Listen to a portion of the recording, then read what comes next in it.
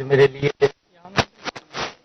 ये बहुत ही गर्व का दिन है कि आज मुझे गांव करासन में स्वामी विवेकानंद जी की मूर्ति का अनावरण करने का मुझे मौका मिला है।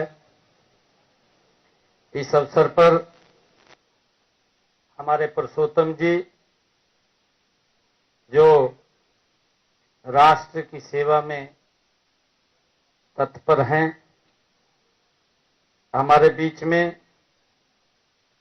स्वामी विवेकानंद उत्थान समिति के अध्यक्ष और हरियाणा सरकार में जो AAG की नियुक्ति जिनकी हुई है, जसवीर सिंह जी,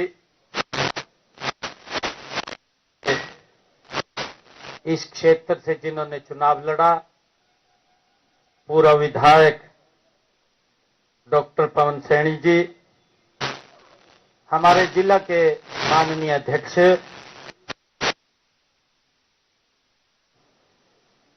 डॉक्टर जगवीर जी जो इंफॉर्मेशन कमिश्नर हैं, जो पूर्व में एजुकेशन बोर्ड ऑफ हरियाणा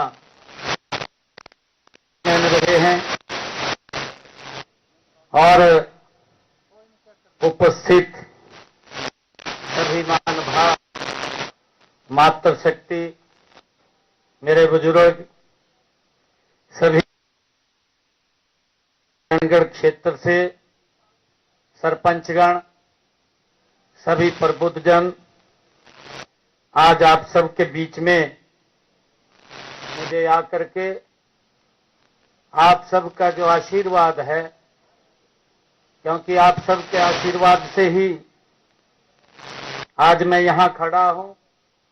आप सबको मैं दोनों हाथ जोड़ करके शीश नवा करके प्रणाम भी करता हूं, आप सबका धन्यवाद भी करता हूं। आज सुबह से कई कार्यक्रम थे, इनमें मां सरस्वती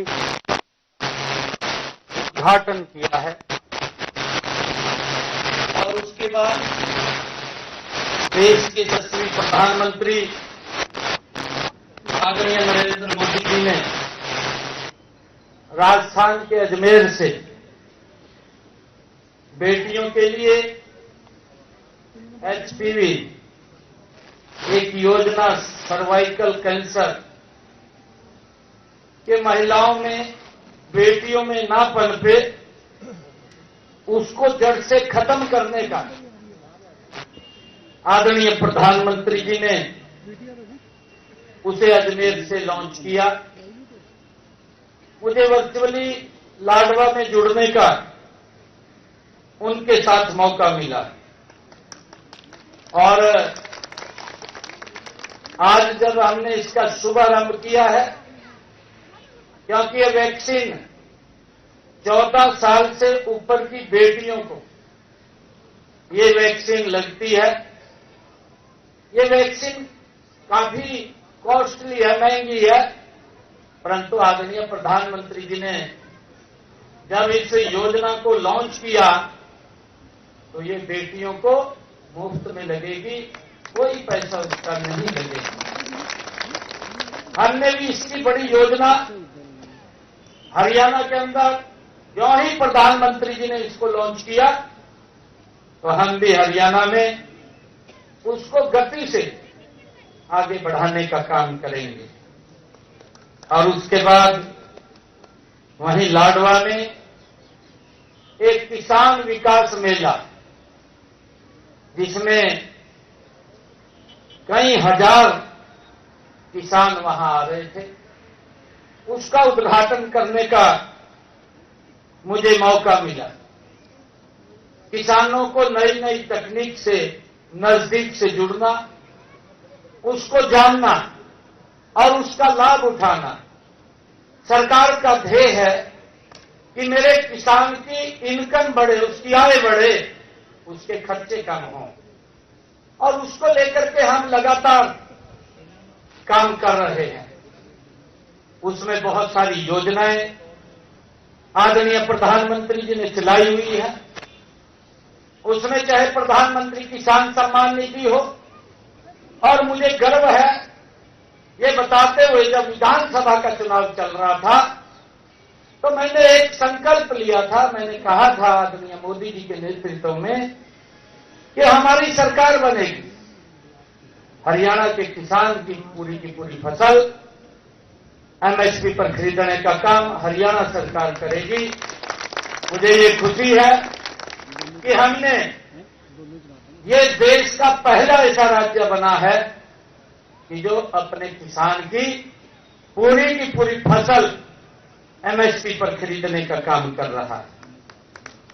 साथियों, उसी कड़ी में अब मुझे गांव करासण में स्वामी विवेकानंद जी की प्रतिमा का अनावरण करने का मौका मिला है।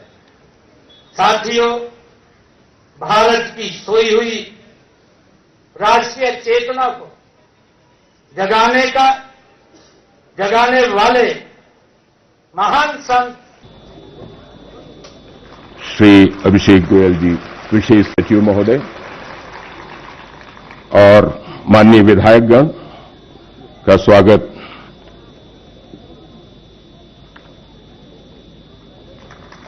करतल ध्वनि आपकी बनी रहे। नगर प्रमुख और विधायकगण, बहुत ही सुंदर अवसर। और अब विवेकानंद जी की तरह समाज और राष्ट्र की ये सेवा भी है। साथियों, जब कोई बच्चा, जब कोई युवा यहां आएगा तो उसके मन में यह प्रश्न जरूर उठेगा कि स्वामी विवेकानंद जी कौन थे, वो कौन महान व्यक्तित्व था, और तब उसे उसके जीवन और विचारों से परिचित होने का अवसर भी मिलेगा। साथियों, मैं प्रतिमा स्थापना के ऐसे महान कार्य के लिए स्वामी विवेकानंद उत्थान समिति के सभी सदस्यों को मैं हृदय से बहुत बहुत बधाई देता हूं, उनको शुभकामनाएं देता हूं।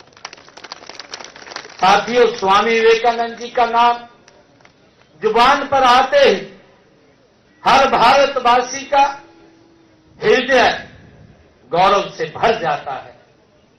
साथियों, उस महान देशभक्त के प्रति मस्तक श्रद्धा से स्वयं झुक जाता है, जिन्होंने अपनी वाणी और कार्यों से देश और विदेश में लाखों लोगों को प्रेरित करने का काम स्वामी विवेकानंद जी ने किया है।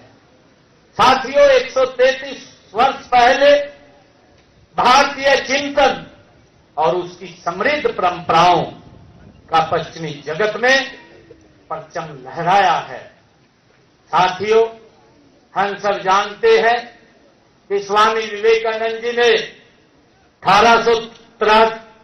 1893 में अमेरिका के शिकागो में विश्व धर्म सम्मेलन में, जहां धर्म संसद चल रही थी, और उस धर्म संसद में उसमें स्वामी विवेकानंद जी भारत के प्रतिनिधि के रूप में वो पहुंचे थे।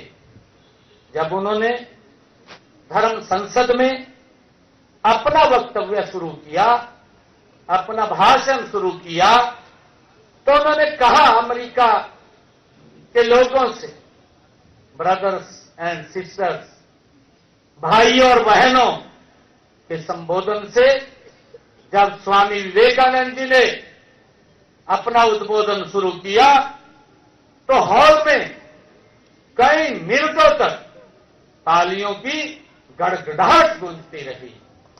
साथियों, उनका शिकागो का भाषण भारतीय इतिहास में वह गौरवशाली क्षण था जब भारत की इस महान आध्यात्मिक विभूति को विश्व मंच पर सम्मान मिला।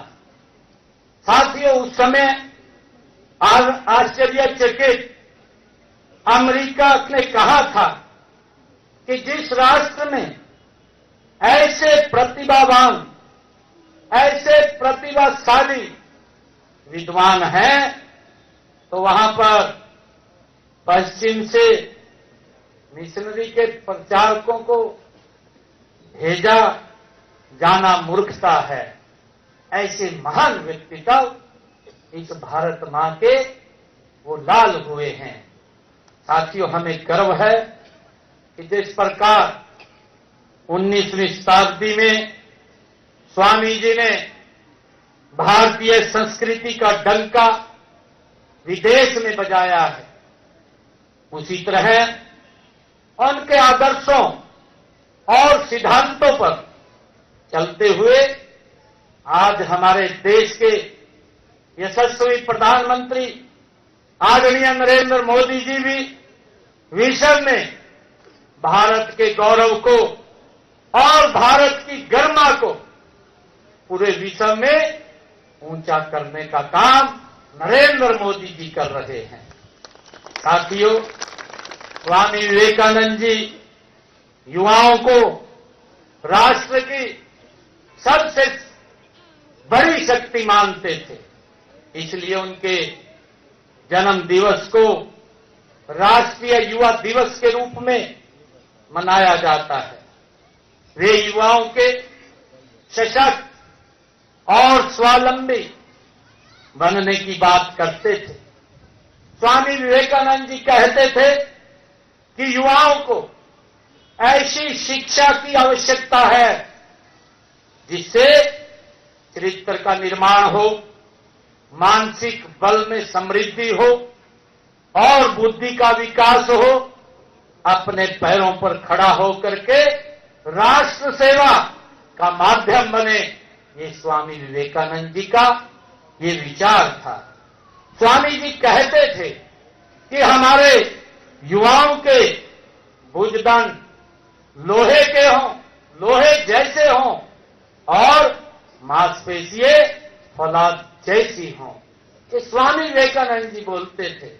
साथियों, वो कहते थे कि यदि मुझे 100 ऊर्जावान और चरित्रवान युवा मिल जाए तो मैं पूरे देश में देश की तस्वीर बदल करके रख दूंगा। ये स्वामी विवेकानंद जी ये बोलते थे और इस तरह उन्होंने युवा शक्ति पर अपार भरोसा था।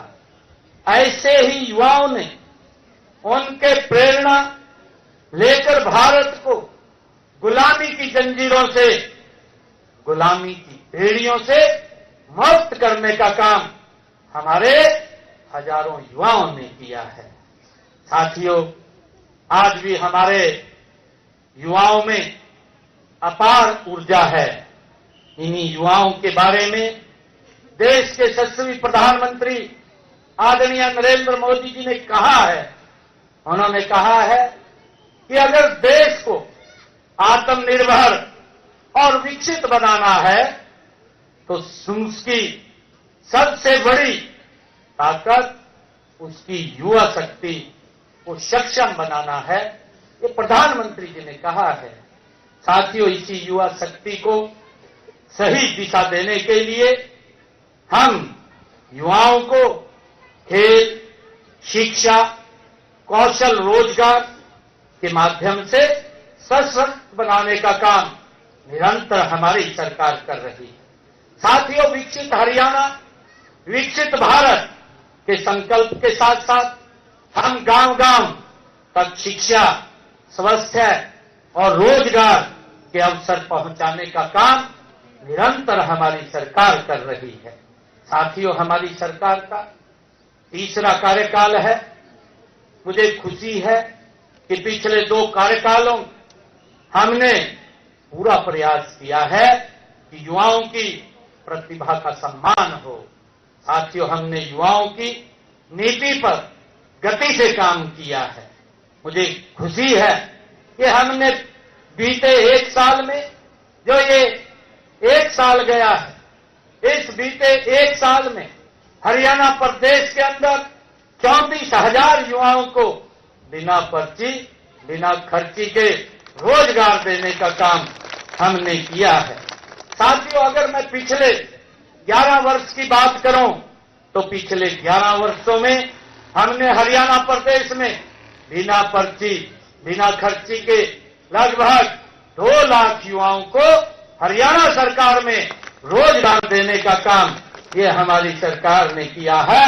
युवाओं का स्वाभिमान बढ़ाने का काम ये हमारी सरकार ने किया है।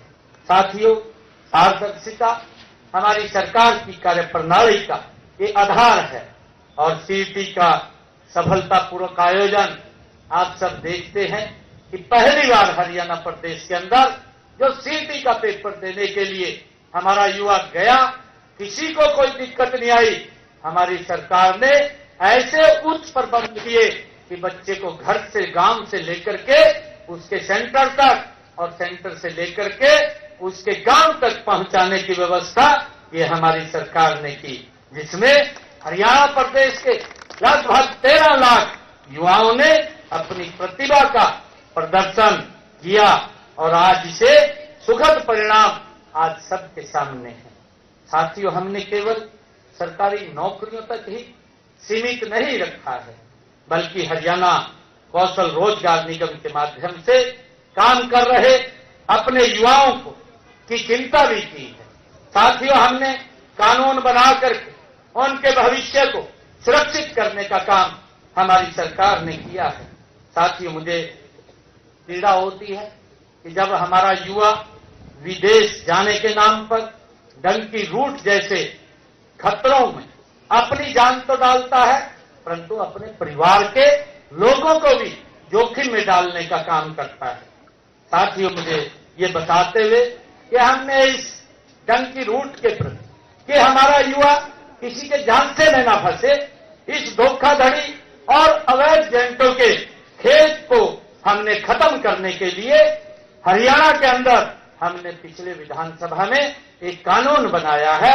हम डंकी रूट से युवाओं को विदेश में भेजने वाले एजेंटों के खिलाफ भी सख्त कार्रवाई हमारी सरकार करती है। साथियों, हमने युवाओं को बाहर भेजने के लिए विदेश सहयोग विभाग वो भी बनाने का काम किया है। मुझे ये खुशी है, कल मैं विधानसभा में एक क्वेश्चन का उत्तर दे रहा था और उस उत्तर के अंदर मैंने बताया कि हम किस प्रकार से इस विदेश सहयोग विभाग के माध्यम से युवाओं को विदेश में भेजने का काम हरियाणा सरकार कर रही है, ताकि युवाओं को किसी जोखिम में न जाना पड़े। मात्र उनका टिकट का किराया लगता है, कोई पैसा उनका खर्च नहीं होता।